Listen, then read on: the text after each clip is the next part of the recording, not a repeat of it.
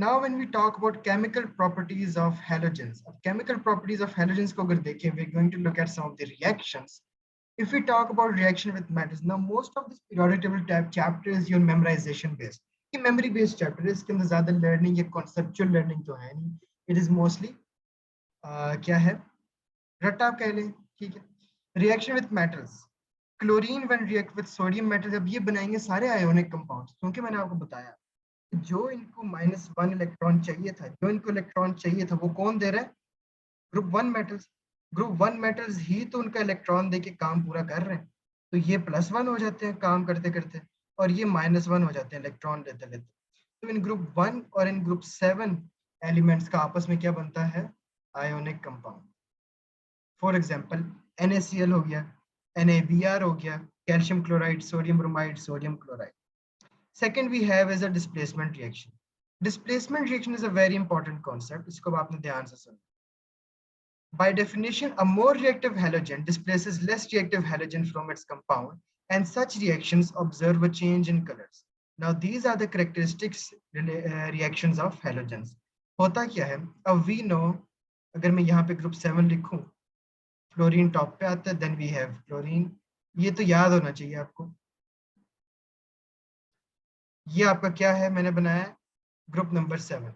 अब group number 7 के बारे में हमने पढ़ा है कि डाउन द ग्रुप क्या होता है, जो आपके पास रिएक्टिविटी है वो डिक्रीज करती है, विच मीन्स दैट फ्लोरीन जो है, fluorine is suppose to be the most reactive and astatine is suppose to be the least reactive. अब डिस्प्लेसमेंट रिएक्शन में क्या होता है कि अगर आपके पास एक साइड पे पड़ा है क्लोरीन, क्लोरीन को आप रिएक्ट करवा रहे हैं सोडियम ब्रोमाइड से. अब क्लोरीन के अंदर हेलोजन कौन सा है? क्लोरीन. सोडियम ब्रोमाइड के अंदर कौन सा हेलोजन है? We have bromine. क्या ये क्लोरीन इस ब्रोमीन की जगह आ सकता है? Let's see how can we know that. अगर ये आपके पास जो एटम है, अगर वो डायटोमिक एटम उस कंपाउंड वाले हेलोजन से ज्यादा रिएक्टिव है, yes it can displace it.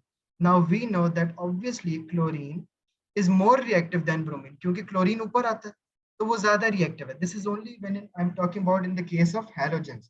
Chlorine is more reactive than bromine. तो यस क्या होगा अल्टीमेट रिएक्शन कि वो NaCl में से क्लोरीन, NaBr में से इस ब्रोमीन की जगह अब क्या आ जाएगा आपके पास? क्लोरीन. तो वो NaBr से बन गया है डायरेक्ट क्या? NaCl. But when I talk about another example, जैसे कि अब हमारे पास एक और है, क्लोरीन यहाँ है और यहाँ पे पोटेशियम आयोडाइड है. Obviously this chlorine can take place of this iodine. कैसे?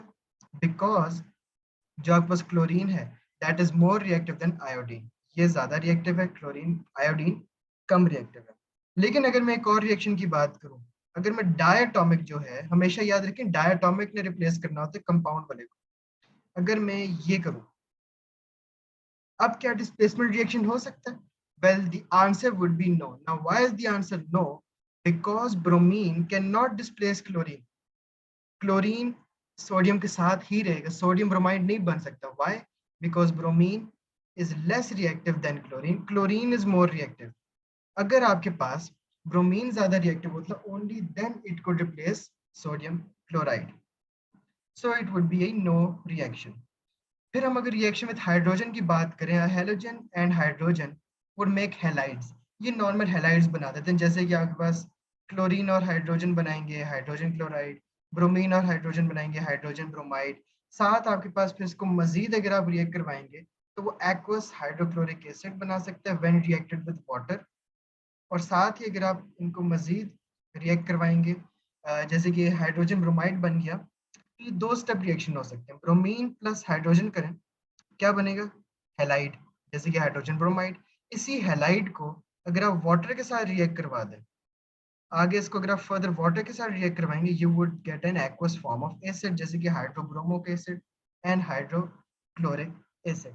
And these were the chemical properties of group 7 halogens.